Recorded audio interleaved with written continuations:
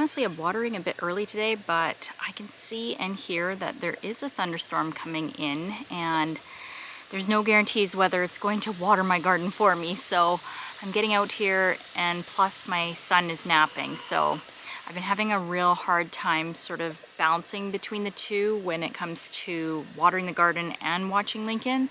And unfortunately yesterday, I just had this weird feeling it was going to happen. I don't know how to explain it. It was like I knew it was going to happen, but tried to tackle my garden a little early while he was awake and not napping, and he was just sitting outside on the porch late afternoon eating a piece of watermelon, and you can probably guess that he got stung. And that is the real struggle with, I think, farm life, is that you're always sort of juggling different roles and different priorities. Like even for this nap time, I kept thinking, you know, I could do this in this hour that I have, I could do that. And so sometimes I find myself getting a little bit overwhelmed as to what I should use that nap time for, because there's just so many different things that I could be accomplishing. But anyways, I'm gonna get my garden watered, even if it's just half of it watered, and then that way it frees me up a little bit more in the evening and I can just kind of relax and hang out with the kids.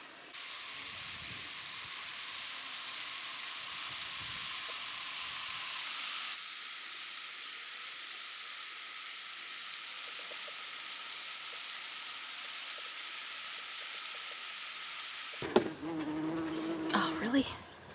That is literally a wasp on the viewfinder. Awesome. Forgive me guys, I'm really hot. I was gonna take you along with me, but my camera doesn't really like the heat, and so I thought instead of melting my camera, I would just finish off my chores. I've probably only shown you guys the garden, but there's lots of other areas in and around my parents' property that require watering, so I managed to get it all done, and Lincoln is still sleeping, so fingers crossed I can sit with you guys for a little bit and just chat about what life has been like here for the last couple weeks.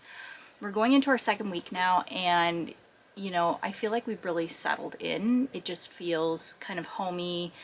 The girls are in their own rhythm and routine, and as am I, really.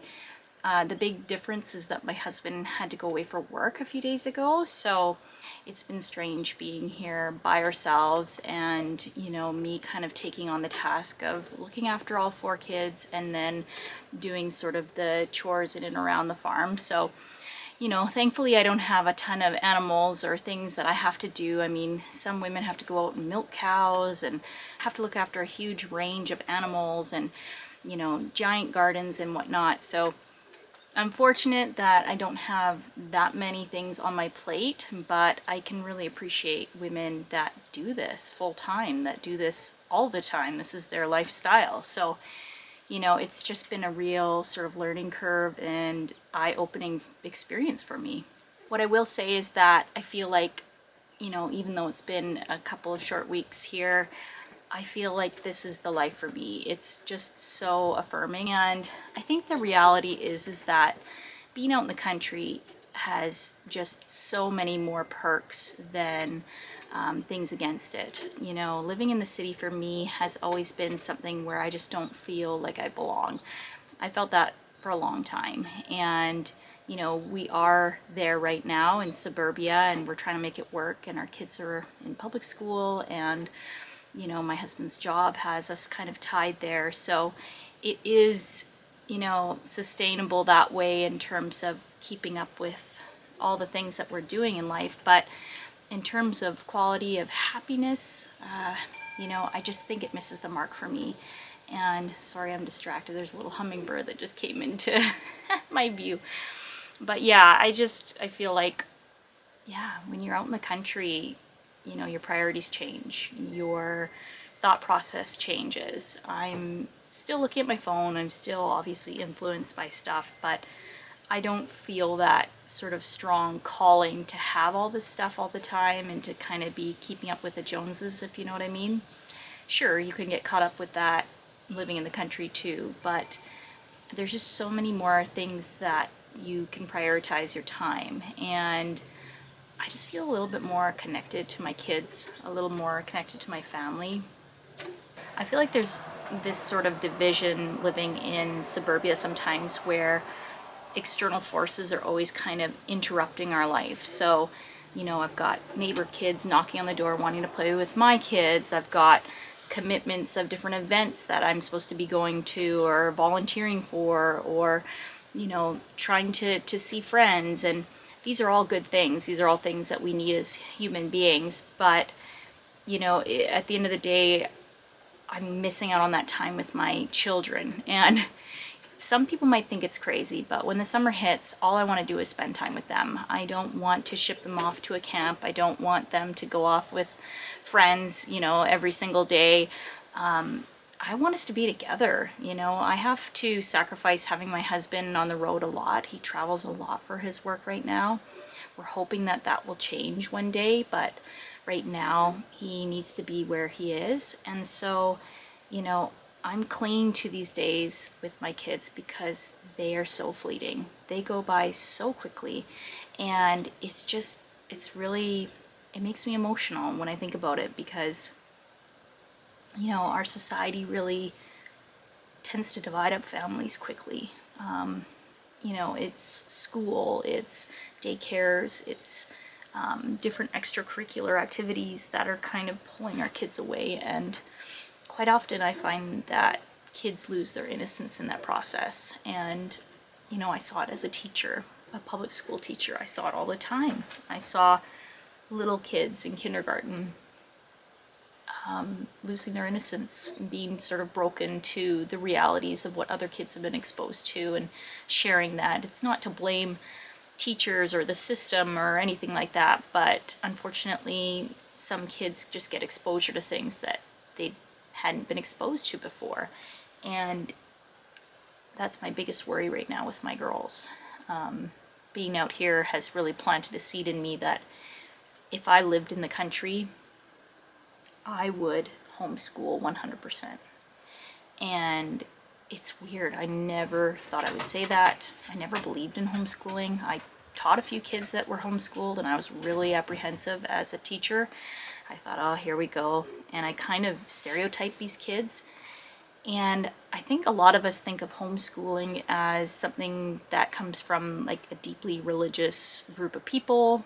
I think that we assume homeschools are really sheltered people, that they don't have exposure. Biggest argument against it is, sorry, a wasp has found my lemonade. A biggest sort of hitch about homeschooling is people think that children haven't been socialized enough and that they're really missing out. And I will be the first to tell you that that is absolutely wrong. If you had a group of people where you had homeschooled children, regular kids, kids that grew up in a daycare or some sort of extracurricular setting where mom and dad is working full time, I will be able to tell you exactly who those kids are in that group for various reasons. Some of them positive and some of them negative. And what I will say is that the kids that are homeschooled are not the issue normally. Usually it's more of a situation of kids being ignored in whatever format. You know, mom and dad are never around. So I'm not saying that kids that go to public school have that issue. I was a public school kid. My kids go to public school. But, you know, there's definitely this separation that happens immediately at 5 years old, sometimes even 4. And, you know, your kids are spending 6-7 hours a day with someone that's not you.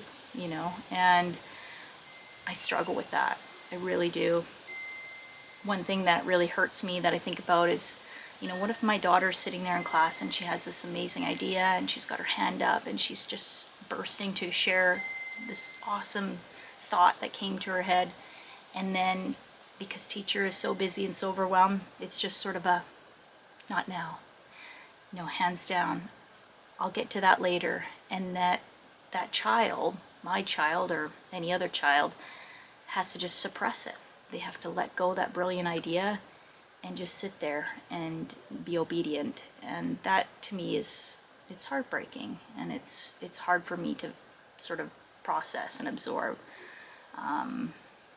It's not their fault, but what I will say is a lot of my friends that are teachers right now are very overwhelmed with their workload. And so be it. Our system has failed them in many ways.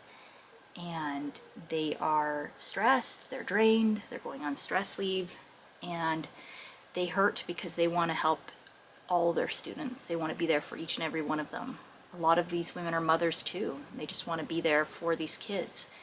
And you just don't have the capacity to reach each and every one every day. So it's a lot of food for thought, but it's been on my mind a lot lately.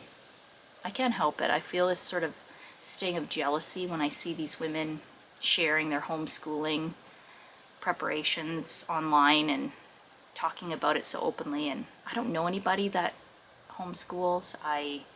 There's only one family I can think of, and I don't know them super well. But yeah, it's something I'm mulling over. It's an important discussion I'd have to have with my husband and my kids. You know, they've already gone to public school and they had good experiences. So, and I'm just not really prepared for it. I don't know. I'm probably coming up with a lot of excuses. But that's sort of what's been on my mind lately. All this time out in the country, and these are the thoughts that are plaguing my brain right now.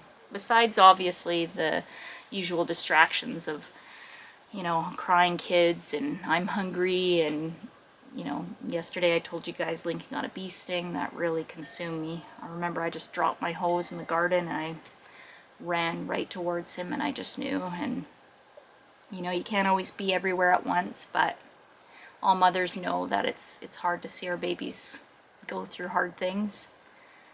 Thankfully he wasn't allergic, so that was a good discovery. Anyways, those are just my thoughts. Some of you might be thinking that maybe I'm just getting too influenced by being out in the country and desiring that sort of simple country lifestyle, and so I'm gonna just enjoy this quiet time and sip my lemonade, which is now a breeding pool for wasps, and I'll catch you guys in the next one. Bye.